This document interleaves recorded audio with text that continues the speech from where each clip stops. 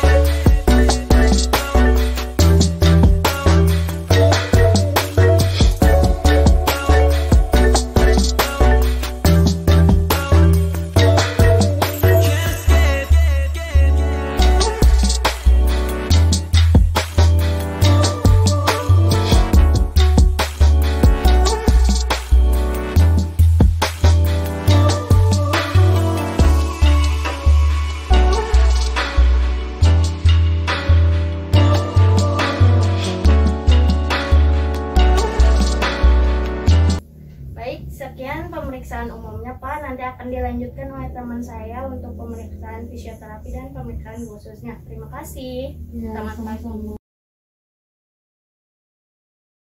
Assalamualaikum warahmatullahi wabarakatuh. Perkenalkan, nama saya Salsabila Rohadatul Ais.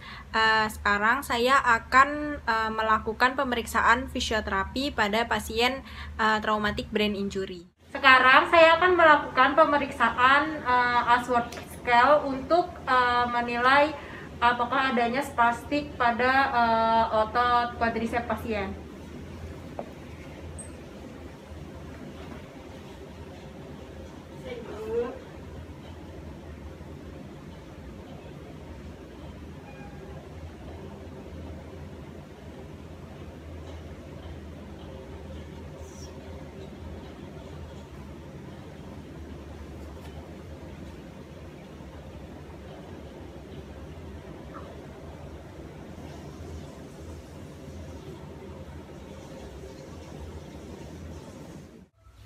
Dari hasil pemeriksaan Ashworth Scale didapatkan nilai Ashworth Scale 2 dari 5, yaitu peningkatan tonus otot lebih nyata sepanjang sebagian besar ROM, tetapi sendi masih mudah digerakkan. Sekarang adalah pemeriksaan Hit to Sync Test untuk menilai koordinasi dari pasien. Nah, ini namanya Hit to Sync Test, itu tolong gerakin tumitnya ke atas seperti ini. Nah, coba dilakukan sendiri. Oke, bagus. Terus coba di kaki satunya. Oke, bagus. Dari pemeriksaan Hit to Sync Test didapatkan hasil positif. Sekarang pemeriksaan finger to nose test. Jadi nanti gerakan tangan ibu ke jari telunjuk saya lalu ke hidung ibu ya. Oke.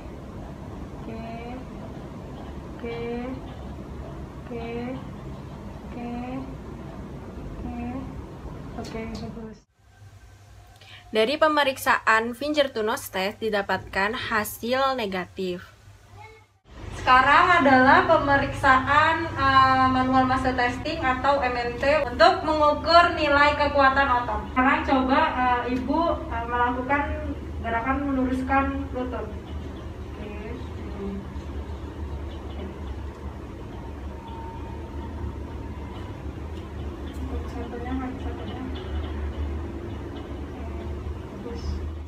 Dari pemeriksaan MMT otot quadricep didapatkan hasil MMT 3 dari 5. MMT nilai 3 yaitu pasien dapat full ROM dan pasien dapat melawan gravitasi dengan resisten minimum.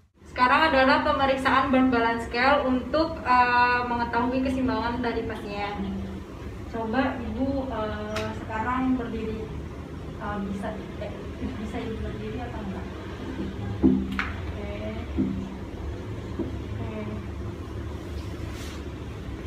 Yang pertama itu adalah pemeriksaan duduk ke berdiri. Selanjutnya ada pemeriksaan Bert Balance Scale berdiri tak tersangga. Coba Ibu dari berdiri, apakah Ibu kalau nggak tersangga bisa berapa menit?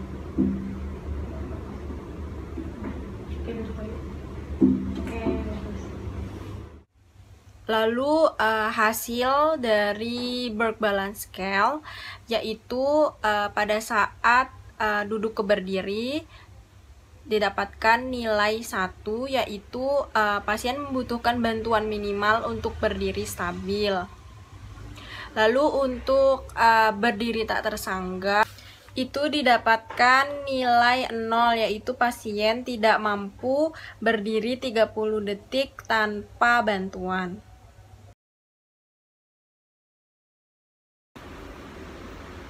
Assalamualaikum warahmatullahi wabarakatuh. Perkenalkan, saya Nabila Yasmin. Di sini saya akan menjelaskan tentang problematik fisioterapi dari kasus traumatic brain injury. Yang pertama, saya akan membahas problematik fisioterapi dari body structure and function, yaitu pada kasus traumatic brain injury ini terjadi kelemahan pada otot quadricep dan terjadi spastik pada otot quadricep. Selanjutnya untuk activity limitation yaitu pasien kesulitan untuk berjalan normal dan pasien kesulitan untuk melakukan aktivitas sehari-hari. Selanjutnya untuk partisipasi restriksinya yaitu pasien tidak dapat bekerja sebagai kurir, kemudian pasien tidak dapat melakukan hobinya dan pasien mengalami hambatan dalam melakukan ibadah. Selanjutnya saya akan menjelaskan tentang perencanaan fisioterapinya.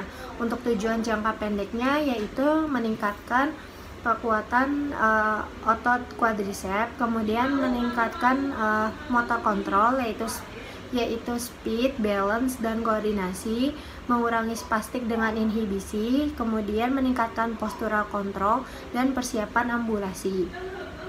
Selanjutnya untuk tujuan jangka panjangnya yaitu aktivitas fungsional dan pasien diharapkan dapat bekerja kembali dan melakukan hobinya. Baik, untuk berikutnya saya akan menjelaskan intervensi berdasarkan problematik dan perencanaan fisioterapi pada kasus tersebut. Baik, untuk intervensi yang diberikan oleh fisioterapi adalah fisioterapi di sini akan terfokus pada intervensi untuk mempersiapkan pasien agar mampu berjalan dengan normal kembali. Adapun latihan yang dapat diberikan adalah sebagai berikut. Yang pertama kali dilakukan dalam intervensi ini adalah untuk merilis spastik pasien pada quadricepsnya. Yang dimana di sini pasien mengalami spastik pada quadricepsnya ketika melakukan fleksi hip dan juga ekstensi knee. Langkah yang dilakukan adalah dengan memposisikan pasien dalam posisi terlungkup. Tangan fisioterapis berada di bawah lutut pasien dengan lutut pasien fleksi knee. Lalu secara perlahan, angkat paha pasien ke arah ekstensi hip.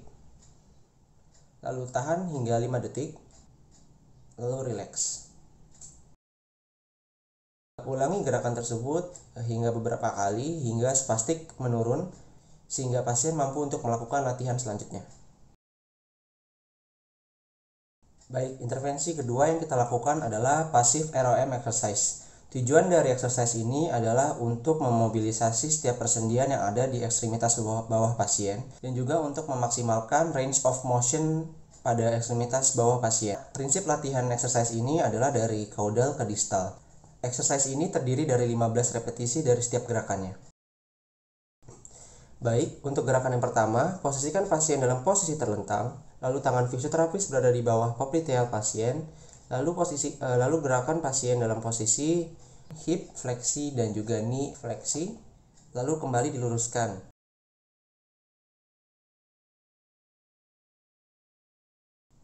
Baik, yang berikutnya ada gerakan adduksi hip dan abduksi hip.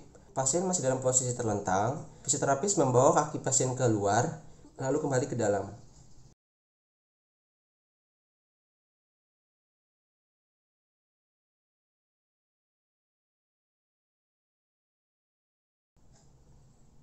Yang ketiga ada internal dan eksternal rotasi hip.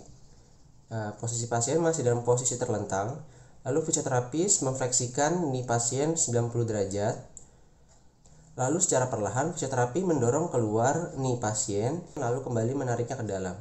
Dengan tangan fisioterapi memfiksasi bagian lutut pasien agar tidak terjadi gerakan pada quadricepsnya. Baik, yang berikutnya ada gerakan dorsifleksi dan plantar fleksi. Kembali dengan posisi fleksi hip dan fleksi ini, fisioterapis meletakkan tangan pada calcaneus pasien, lalu dengan bantuan tangan fisioterapi, posisikan posisi pasien dorsifleksi dan juga plantar fleksi. Yang berikutnya adalah gerakan inversi dan eversi. Masih pada posisi fleksi hip dan fleksi ini, tangan fisioterapis berada pada telapak kaki pasien, lalu putar keluar bagian ankle pasien dan juga ke dalam. Intervensi yang berikutnya dapat diberikan kepada pasien adalah core stability exercise. Ini mana tujuan dari latihan ini adalah untuk melatih kekuatan core muscle serta stabilitas dari core muscle tersebut. Latihan ini terfokus pada core muscle dan juga pelvic muscle. Yang pertama yang dapat diberikan adalah posisikan pasien dalam posisi terlentang, lalu minta pasien untuk melakukan anterior tilt dalam posisi terlentang. Fisioterapis dapat menginstruksikan pasien untuk membuat pinggul seperti bebek dalam posisi terlentang.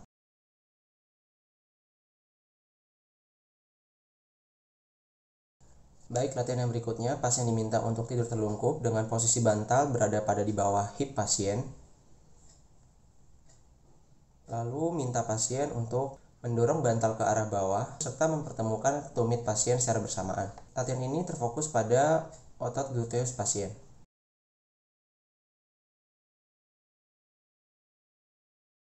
Baik, yang berikutnya, pasien dalam posisi terlungkup tanpa bantal, lalu minta pasien untuk melakukan fleksi knee dalam posisi terlungkup.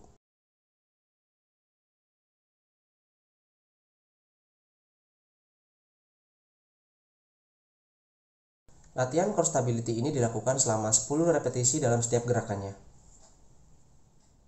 Berikutnya adalah kita mengembalikan kekuatan otot pada quadriceps pasien dengan cara quadriceps exercise. Di sini pada MMT pasien mendapatkan kekuatan otot yaitu 3/5 MMT, di mana kekuatan quadriceps pasien baru mampu melawan gravitasi tanpa adanya tahanan. Oleh sebab itu, latihan yang dapat diberikan yang pertama adalah dengan isometric quadriceps contraction. Posisikan pasien dalam posisi terlentang, lalu fisioterapis dapat meletakkan bantal, handuk, atau guling pada bawah lutut pasien. Lalu pada tungkai kiri pasien, minta pasien untuk mendorong lututnya ke bawah, sedangkan pada tungkai kanan pasien, minta pasien untuk melakukan ekstensi knee.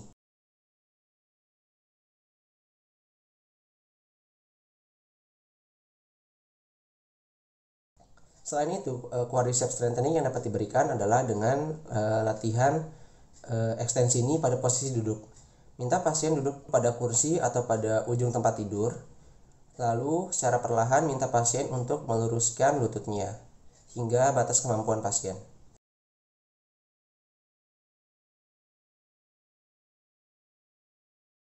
Jika pasien sudah mampu untuk melawan gravitasi, lalu fisioterapis dapat memberikan tahanan sedikit pada knee pasien agar pasien mendapatkan latihan yang lebih berat. Baik, yang berikutnya yang dapat dilakukan oleh fisioterapis adalah untuk memfasilitasi latihan berjalan pasien. Fisioterapis berada di belakang pasien, lalu meminta pasien untuk berjalan. Fisioterapis mengamati gait analisis dari pasien, serta berjaga apabila pasien kehilangan keseimbangan atau terjatuh. Sekian intervensi fisioterapis yang dapat dilakukan. Selanjutnya, saya akan menjelaskan tentang home program yang dapat diberikan terapis kepada keluarga pasien berupa latihan-latihan yang dapat mendukung tujuan dari tercapainya goal terapis. Yang pertama, terapis dapat memberikan edukasi berupa latihan berdiri untuk meningkatkan kekuatan otot ekstremitas bawah dan melatih keseimbangan pasien. Selanjutnya, yang kedua, diberikan latihan berjalan dengan bantuan untuk meningkatkan koordinasi dan melatih keseimbangan pasien. Yang terakhir, saya akan menjelaskan evaluasi. Di sini berdasarkan kasus traumatic brain injury atas nama pasien Tuan K yang berusia 30 tahun, didapatkan hasil adanya penurunan spastik dan aktivitas berjalan lebih stabil. Sekian dari kelompok kami, kurang lebihnya mohon maaf. Wassalamualaikum warahmatullahi wabarakatuh.